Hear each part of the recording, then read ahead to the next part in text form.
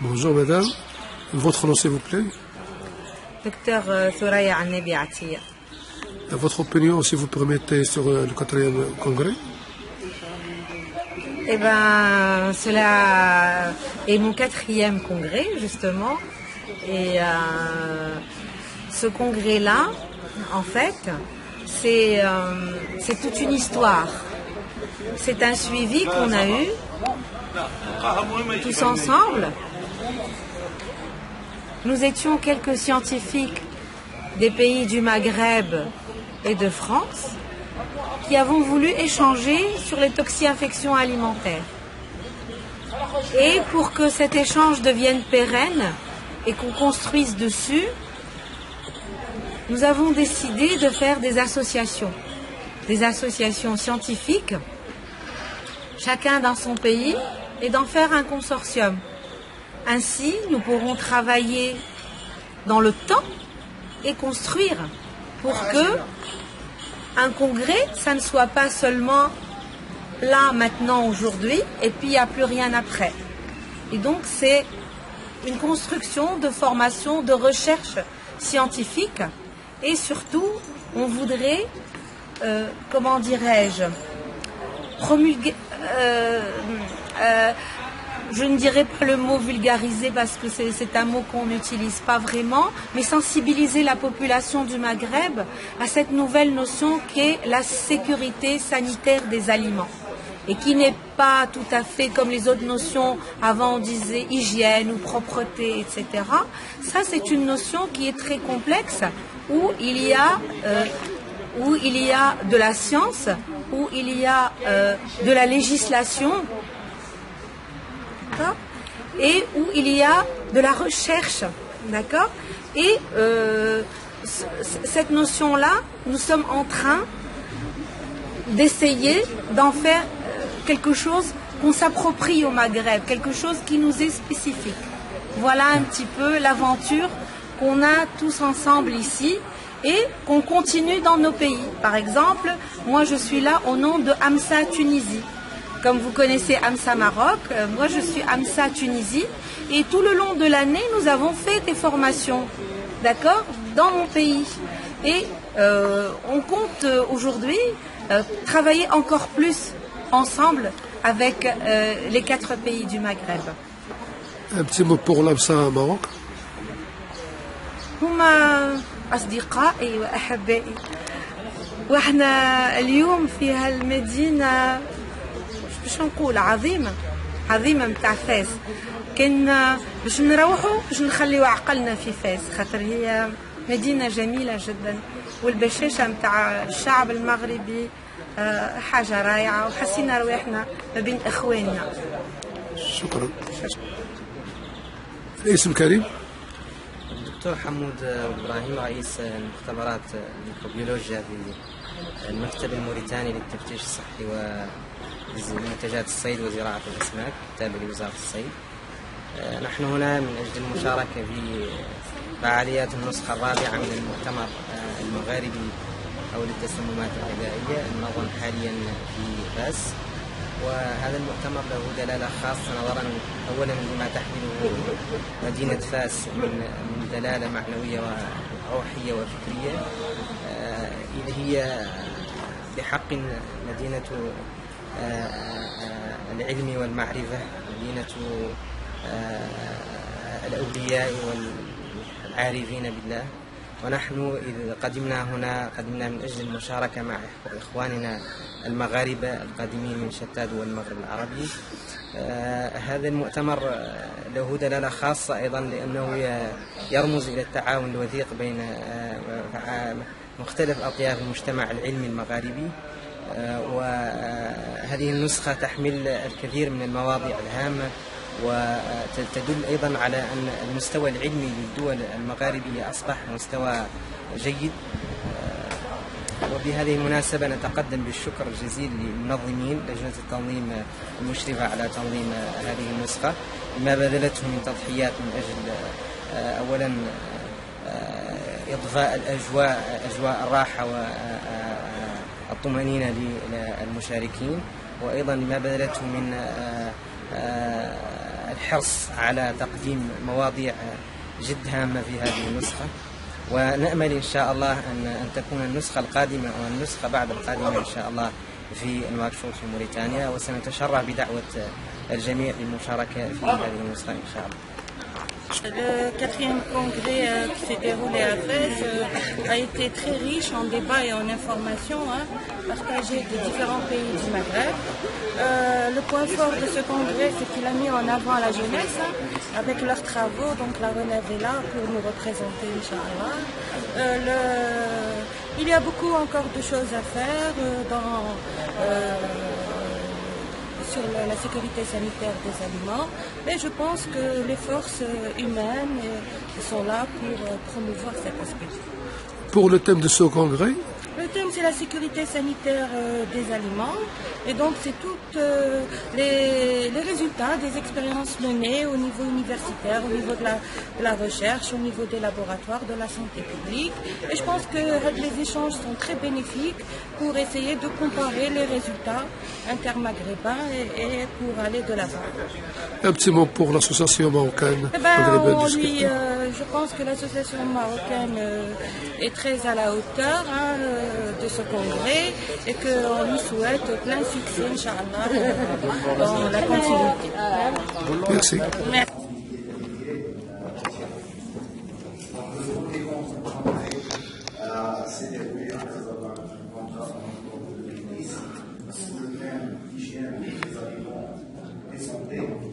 Le deuxième, Tunisie, et sous le thème de la prévention des toxines parasitaires.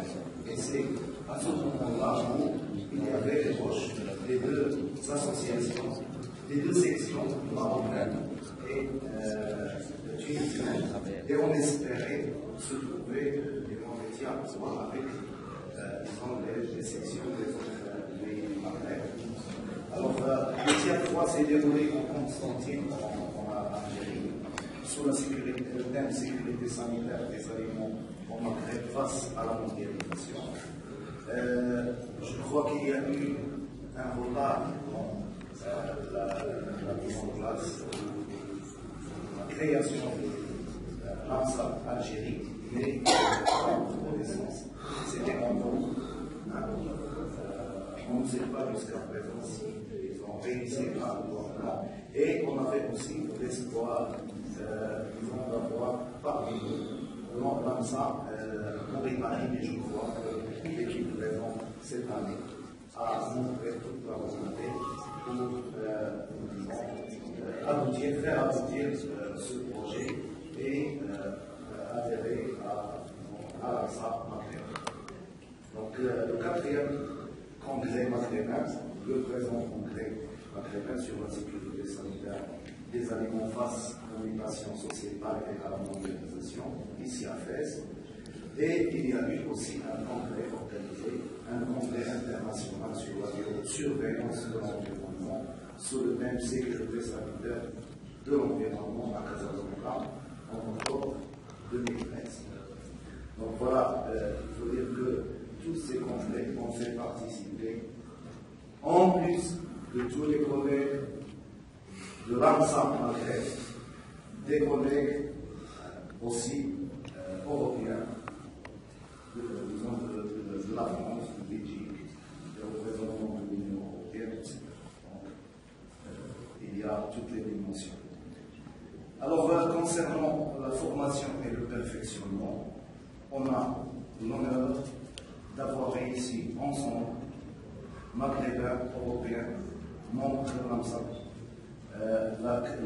le développement de deux ateliers. Donc c'est le premier organisé dans notre chemin. On a encore des choses à faire ensemble. On a commencé par le principe le premier atelier, le principe de mise en place de la démarche HACCP, et aussi le deuxième atelier sur la microbiologie prévisionnelle. Donc ces ateliers scientifiques et techniques s'adressent, disons, à des professionnels qui s'intéressent à la qualité et la sécurité sanitaire des aliments. Comme vous voyez, disons, il y a un responsable technologique et des collaborateurs, et il y a beaucoup de gens trouve un travail louable qui a été fourni en silence. Donc, on ne voit pas, mais je considère que c'est une activité phare de l'ARSA.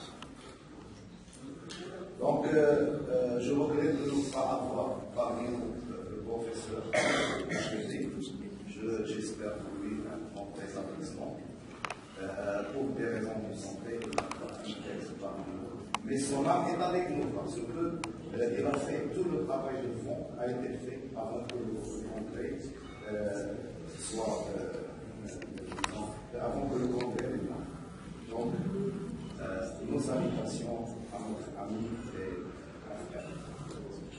Donc, il y a aussi une activité magnifique, et c'est une activité qui s'est imposée depuis le premier congrès, parce qu'au premier congrès, on a déjà mis la lumière sur l'importance d'une collaboration régionale, c'est-à-dire qu'on est à cet aspect, disons, dimension régionale, par la création de mécanismes de collaboration, notamment en matière d'investigation, mais aussi en matière de recherche scientifique. Donc cette année, nous avons démarré l'élaboration du guide maghrébin d'investigation des toxines, infections collectives, alimentaires collectives, les TIAC. Donc là, je dois dire, là encore, il y a un coordinateur, mais il y a aussi une équipe de travail dynamique, c'est-à-dire le travail de jours. Ce n'est que le fruit d'un travail continu et acharné depuis plusieurs années, chacun à son niveau, mais l'occasion nous a été offerte pour combiner ces efforts. Je ne peux pas dire que nous avons atteint l'objectif, mais c'est un début qui est vraiment très prometteur et encourageant. Vraiment dire, donc c'est une partie qui devait être rédigée par les secrétaires généraux de l'ARSA, c'est une proposition de l'équipe. Puis l'introduction doit mettre la lumière sur la problématique, sur les motivations de la création de la chaîne de ce genre de son application. Et je rappelle encore une fois que cet outil va permettre de dynamiser la recherche, l'orienter et aussi donner aux chercheurs en matière première pour analyser, et spéculer et peut-être dans l'avenir donner quelques idées et quelques stratégies qui peuvent être utiles pour notre espace maritime. Alors la première partie est traite la problématique et voilà quelles sont la problématique et un argumentaire, disons des raisons d'être l'importance des dossiers, disons que c'est la partie théorique et les objectifs de l'investigation d'un foyer multiple. La deuxième partie, c'est le cadre conceptuel avec un certain nombre de définitions. La troisième partie, c'est la gestion du TIAC ou d'un foyer TIAC. Alors, il y a la phase d'alerte et la phase d'investigation. Comme élément de groupe, les éléments des membres de cette équipe ont proposé, c'est une quatrième partie sur la gestion de l'information. Et ils proposent en guise d'exemple, un modèle de communiqué de presse. Et là, je crois que c'est un élément extrêmement important parce qu'on a à plusieurs reprises souligné le danger de l'information à politique. Quand on confie l'information à